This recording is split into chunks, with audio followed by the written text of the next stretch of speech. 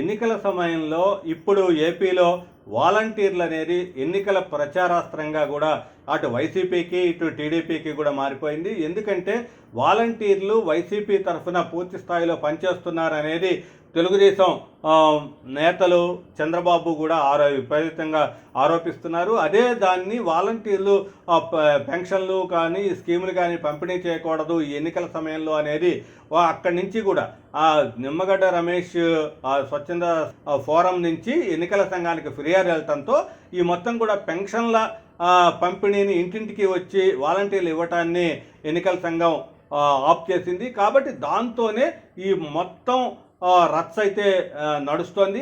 ఈ రచ్చలో ఏదైతే జరుగుతుందో ఇక్కడ వాలంటీర్లు ఇంటింటికి వెళ్ళి పెన్షన్లు ఎప్పుడైతే ఇవ్వటం మానేశారో 1వ తారీఖు పెన్షన్ చేతికి రాకపోవటం, తరువాత ఈ మొత్తం కూడా గ్రామ సచివాలయాల్లోనే పెన్షన్లు ఇస్తారని ఆ గ్రామ సచివాలయాలకి ఈ వృద్ధులు వీళ్ళంతా కూడా పెద్దవాళ్ళంతా కూడా పెన్షన్ల కోసం బావులు తేయటం, ఈ పరిణామాల నేపథ్యంలో 2 రోజులుగా జరుగుతున్న ఈ మొత్తం ఎపిసోడ్లో ఒక వృద్ధుడు చనిపోవటం అనేదైతే ఇక్కడ రాజకీయంగా కూడా ఒక ప్రచారాస్త్రంగా మారింది. ఎందుకంటే తెలుగుదేశం చర్యల వల్లనే ఈ వృద్ధుడు చనిపోయాడు అనేదైతే అక్కడ వైసీపీ నేతలు చేస్తున్నారు. అయితే ఇంటింటికి ప్రచారాన్ని పంపిణీని పెన్షన్ పంపిణీని మేము ఆపమనలేదు, కాకపోతే వాలంటీర్లని ఈ సర్వీస్ నుంచి తొలగించాలి అనేది ఎన్నికల సంఘాన్ని మేము కోరాము అనేది అయితేనే టీడీపీ తరఫున వస్తున్న వాదన. అయితే చంద్రబాబు నాయుడు కూడా వాలంటీర్లకు తాము వ్యతిరేకం కాదు, అయితే ఒక పార్టీకి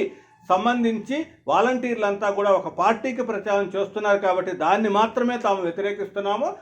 వాళ్ళకి టీడీపీ అధికారంలోకి వచ్చిన వాలంటీర్ల వ్యవస్థ కొనసాగుతుంది, వాళ్ళకి 50,000 జీతం వచ్చేలా కూడా చేస్తాము 5,000 నుంచి అనే ఒక ప్రచారం కూడా చంద్రబాబు చేస్తున్నాడు. అయితే దీంట్లో మొదటగా మనం ఆలోచించాల్సింది, ఇంటింటికి కూడా ఇప్పటిదాకా ఇంట్లో కూర్చొని 1వ తారీఖున వృద్ధులైతే కానీ చేతగాని అంటే వికలాంగులైతే కానీ వీళ్ళంతా కూడా అక్కడ పెన్షన్లు పొందుతున్న నేపథ్యంలో ఈ మొత్తం ఎన్నికల సంఘం ఇచ్చిన ఆంక్షల రూపేణా ఈ మొత్తం కూడా ఈ పెన్షన్లు అయితే ఇంటింటికి రావటం బంద్ అయింది.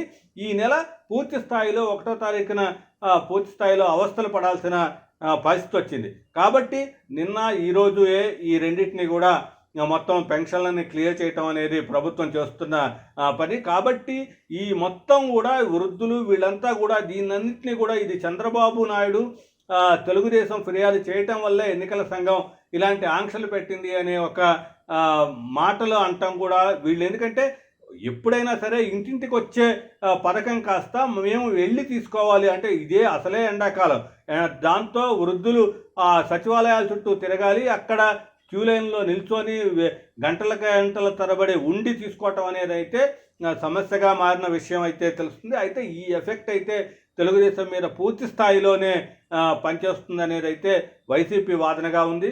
అయితే దాన్ని కవర్ చేసుకోవటం కోసమే మళ్ళీ ఈసీకి చంద్రబాబు నాయుడు కూడా అంటే బూమరాంగ్ తామేదో ఆశిస్తే మిగతా విషయాలు కూడా బూమరాంగ్గా మాకు మారాయి అని చంద్రబాబు నాయుడు మిగతా తెలుగుదేశం నాయకులు కూడా గ్రహించారు. దాన్ని వాళ్ళు అంటే వైసీపీకి ఈ మొత్తం పరిస్థితి పూర్తిగా అనుకూలంగా మారకుండా టీడీపీ అయితే ఒక ప్రయత్నాలు అయితే చేస్తోంది.